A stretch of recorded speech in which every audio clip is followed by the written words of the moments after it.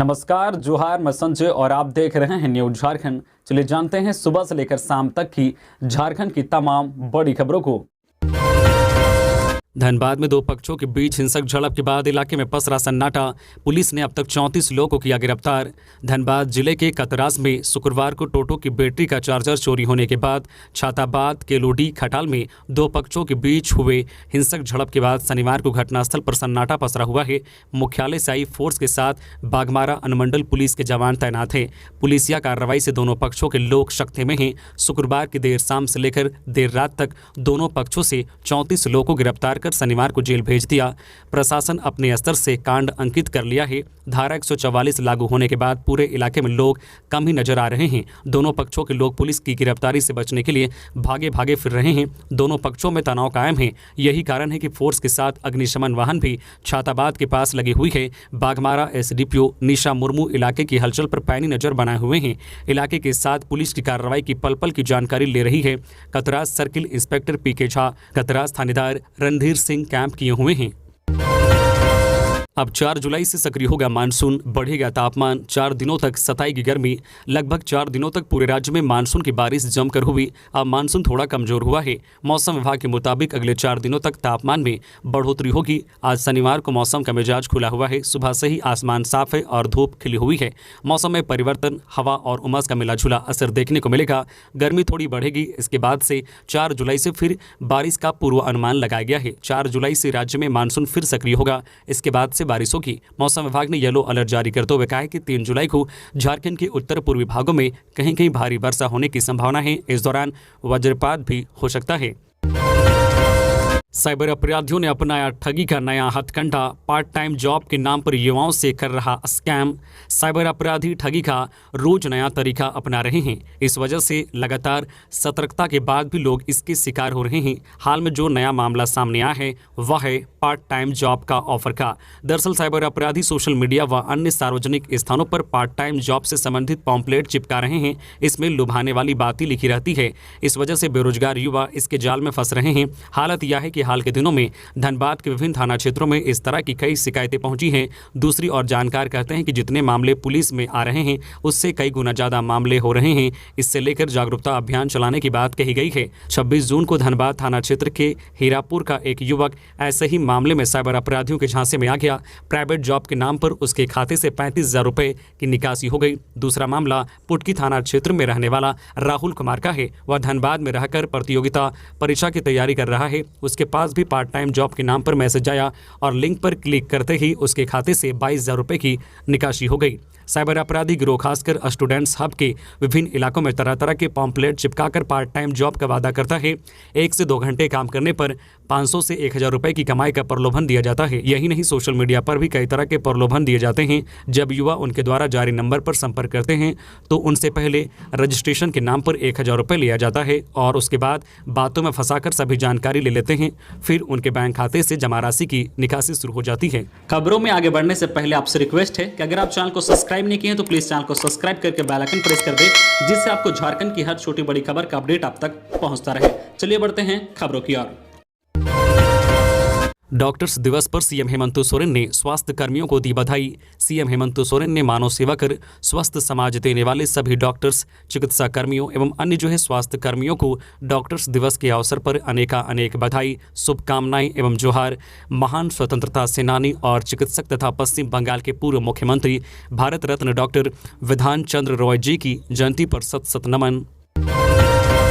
संताल के युवाओं को मिलेगी पायलट की ट्रेनिंग। मुख्यमंत्री हेमंत सोरेन ने कहा है कि संताल के युवक युवतियों को अब हवाई जहाज उड़ाने के लिए पायलट की ट्रेनिंग दी जाएगी। इसके लिए दुमका में ट्रेनिंग सेंटर खुलेगा। हर साल वहां 30 युवक युवतियों को ट्रेनिंग मिलेगी। राज्य सरकार अपने खर्च पर इस क्षेत्र के 15 युवक युवतियों को पायलट बनाने का प्रशिक्षण देगी। बाहर के शेष 15 युवक युवती अपने खर्च पर ट्रेनिंग ले सकेंगे। मुख्यमंत्री कल शुक्रवार को हूल दिवस पर भोगनडी में कार्यक्रम को संबोधित कर रहे थे।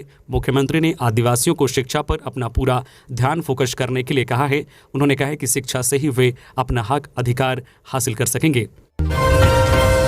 आज से सरकारी स्कूलों का समय बदला। सुबह 9 बजे से 3 बजे तक चलेगा क्लास। उत्कृष्ट विद्यालयों में भी सत्र शुरू।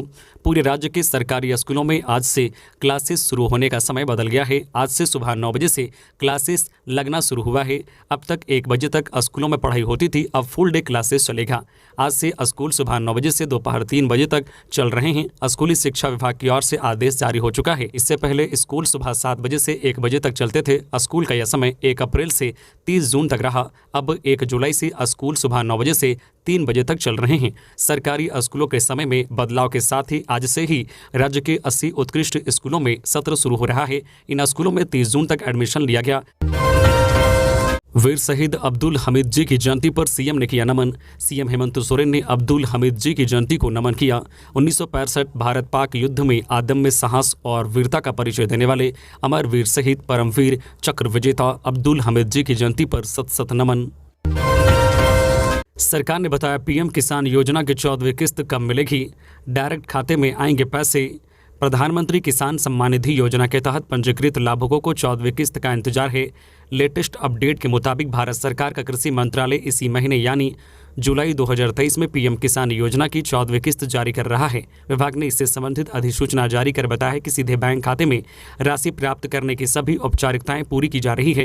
विभाग द्वारा योजना के लाभार्थियों के बैंक खाते में 2,000 रुपये की राशि ट्रांसफर की जाएगी। झारखंड में 31,01,604 किसान पीएम किसान योजना के तहत पंजीकृत हैं। इन सभी के खाते में योजना की 14वीं किस्त भेजी जाएगी। जिस बैंक शाखा में आपका पीएम किसान योजना बैंक खाता है, वहां जाकर आप पीएम किसान 14वीं किस्त 2023 चेक कर सकते हैं।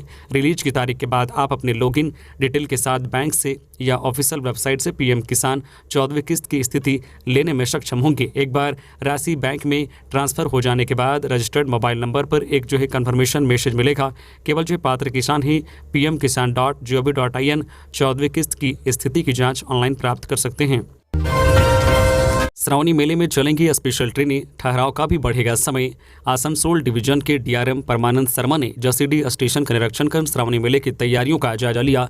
निरीक्षण के दौरान डीआरएम ने स्टेशन के सभी platform, new circulating area, ticket counter, portico सहित अन्य स्थानों का भ्रमण कर अधिकारी व पदाधिकारियों को आवश्यक दिशा निर्देश दिए। साथ ही मेले में श्रद्धालुओं व यात्रियों की सुविधाओं का जायजा लिया। साथ ही स्टेशन परिसर पर लाइट, पंखा, बैठने की व्यवस्था, मोबाइल चार्जिंग पॉइंट, प्रतीक्षालय व साफ सफाई को देखा। निरीक्षण के बाद डीआरएम ने स्टेशन प्रबंधक कार्यालय में रेल अधिकारी व पदाधिकारियों के साथ बैठक कर जल्द से जल्द सभी तैयारी पूरी करने का निर्देश दिया। उन्होंने बताया कि मेले में आए श्रद्धालुओं व यात्रियों को स्टेशन पर सभी प्रकार की सुविधाएं उपलब्ध कराई जाएंगी।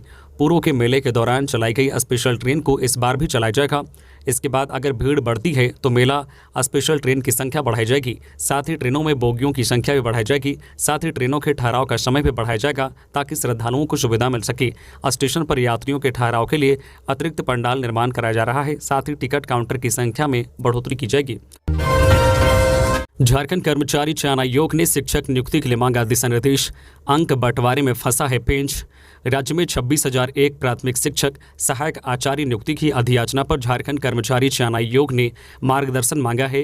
कार्मिक विभाग ने आयोग को 26,001 शिक्षकों की नियुक्ति के लिए पिछले दिनों अधियाचना भेजी थी। आयोग ने परीक्षा के लिए निर्धारित अंक समेत कुछ बिंदुओं पर दिशा निर्देश मांगा है। साथ ही कक्षा 6 से 8 की परीक्षा के वैकल्पिक विषय के लिए निर्धारित अंक को लेकर भी दिशा निर्देश मांगा है। आयोग ने पूछा है कि वैकल्पिक विषय की परीक्षा 200 अंकों की होगी। परीक्षा में कुल 200 प्रश्न पूछे जाएंगे। सभी प्रश्न 1-1 अंक के होंगे। वैकल्पिक विषय के लिए निर्धारित विषय में से अभ्यर्थियों को 3 विषय की परीक्षा में शामिल होना होगा। ऐसे में 200 अंकों को 3 विषयों में बराबर बराबर अंकों में कैसे बांटा जाए, इसके बारे में नियमावली में कुछ स्पष्ट नहीं किया गया है। प्राप्त जानकारी के अनुसार झारखंड कर्मचारी चयन आयोग ने इस संबंध में सरकार से दिशा निर्देश मांगा है। उधर विभाग द्वारा इस संबंध में आगे की कार्रवाई की जा रही है। इसके लिए नियमावली में बदलाव किया जाएगा।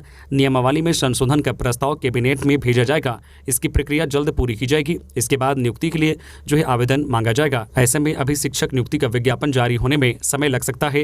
विभाग से दिशा निर्देश प्राप्त होने के बाद आयोग द्वारा विज्ञापन जारी किया जाएगा। झारखंड के वरिष्ठ नागरिकों व छात्र छात्राओं को तोहफा निःशुल्क बस सेवा उपलब्ध कराएगी राज्य सरकार।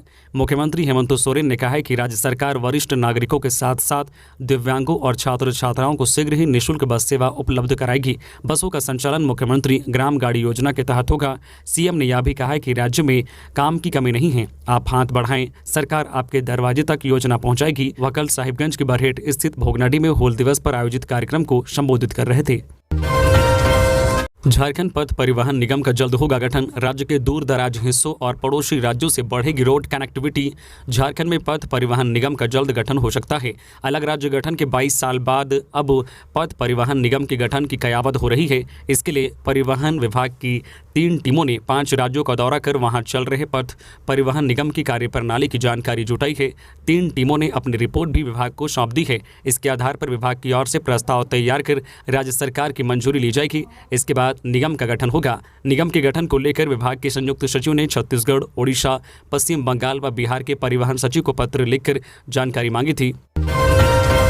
घर घर से इलेक्ट्रॉनिक उपकरणों का हिसाब मांगेगा बिजली विभाग। उपभोक्ताओं के घर में बिजली के उपकरण कितने हैं और इलेक्ट्रिक सामान क्या क्या हैं, यह बिजली विभाग को बताना होगा, ताकि उपभोक्ताओं के द्वारा दर्ज लोड के अनुरूप उनके मोहल्ले व इलाके में लगे ट्रांसफार्मरों की क्षमता बढ़ाई जा सके। इससे ट्रांसफार्मर जलने, फ्यूज उड़ने की शिकायत का निवारण हो जाएगा। झारखंड बिजली वितरण निगम लिमिटेड रांची विद्युत एरिया बोर्ड के महाप्रबंधक पीके श्रीवास्तव ने रांची के उपभोक्ताओं से ऐसी अपील की है। उन्होंने कहा है कि लोड का ब्यौरा संबंधित बिजली विभाग में बताएं। संभावना जताई है कि भविष्य में उपभोक्ताओं के द्वारा दर्ज लोड से ज्यादा बिजली खपत करते हुए पाया गया तो विभागीय कार्रवाई भी हो सकती है। राजधानी में 1 अगस्त से महंगे होंगे जमीन व फ्लैट। रांची शहर व आसपास के इलाकों में जमीन व फ्लैट 1 अगस्त से महंगे हो जाएंगे। जमीन व फ्लैट की सरकारी दर के निर्धारण की कार्रवाई जल्द शुरू होगी। बताया जाता है कि सर्वे के बाद 1 अगस्त से रांची के 53 वार्ड व 13 मौजा में नई दरें प्रभावी होंगी। 1 अगस्त 2021 को लागू वर्तमान सरकारी दर के आधार पर 31 जुलाई तक जमीन व फ्लैट की रजिस्ट्री होती रहेगी। जानकारी के अनुसार सरकारी दर में अधिकतम 10% की बढ़ोतरी करने का प्रावधान है। प्रत्येक 2 वर्ष पर शहरी क्षेत्र व ग्रामीण क्षेत्रों में जमीन, फ्लैट व मकान का सरकारी मूल्य बढ़ाया जाता है। राज्य सरकार देवघर एम्स में सुविधाएं उपलब्ध करा रही। एम्स देवघर में सरकार अपनी ओर से सभी मूलभूत सुविधाएं उपलब्ध करा रही है। अग्निशमन वाहनों और यंत्रों के लिए राशि आवंटित कर दी गई है ताकि किसी भी अनहोनी से निपटा जा सके। आधुनिक सुविधाओं से लैस वाहन खरीदे जा रहे हैं। राज्य सरकार की ओर से कल शुक्रवार को हाईकोर्ट को जानकारी दी गई कि एम्स के मुख्य गेट का अभी तक निर्धारण नहीं होने से मुख्य सड़क का निर्माण नहीं किया जा सका है। सरकार के इस दावे का जवाब दाखिल करने के लिए प्रार्थी निशिकांत दुबे की ओर से समय की मांग की गई। इसके बाद चीफ जस्टिस संजय कुमार मिश्रा और जस्टिस आनंद सेन की अदालत ने प्रार्थी को 11 अगस्त तक जवाब दाखिल करने का निर्देश दिया। अब झारखंड के इस जिले में बनेगा फ्लाईओवर। केंद्र सरकार ने दी स्वीकृति। गढ़वा के अचला गांव में बाईपास के रास्ते में पड़ रहे कब्रिस्तान क्षेत्र में फ्लाईओवर निर्माण की केंद्र सरकार ने स्वीकृति प्रदान कर दी है। अब यहां फ्लाईओवर का निर्माण किया जाएगा। भारतीय राष्ट्रीय राजमार्ग प्राधिकरण ने फ्लाईओवर निर्माण की स्वीकृति प्रदान करते हुए इससे संबंधित पत्र NHAI क्षेत्रीय पदाधिकारी झारखंड को प्रेषित कर दिया है। 3 स्पेन वाले इस फ्लाईओवर का निर्माण 6.82 करोड़ रुपए की लागत से किया जाएगा। इसकी जानकारी देते हुए गढ़वा विधायक सह झारखंड सरकार के पेयजल एवं स्वच्छता मंत्री मिथिलेश ठाकुर ने बताया कि उनके लगातार प्रयास से केंद्र सरकार ने इसकी स्वीकृति प्रदान कर दी है। इसके लिए राष्ट्रीय राजमार्ग एवं परिवहन मंत्री नितिन गडकरी के प्रति वे आभार व्यक्त करते हैं। तो ये थी आज की झारखंड की टॉप बड़ी खबरें। इसी तरह से झारखंड की हर छोटी बड़ी खबर देखने के लिए आप हमारे चैनल न्यूज झारखंड चैनल को सब्सक्राइब करके बेल आइकन प्रेस कर दें, जिससे आपको झारखंड की हर छोटी बड़ी खबर का अपडेट आप तक पहुंचता रहे।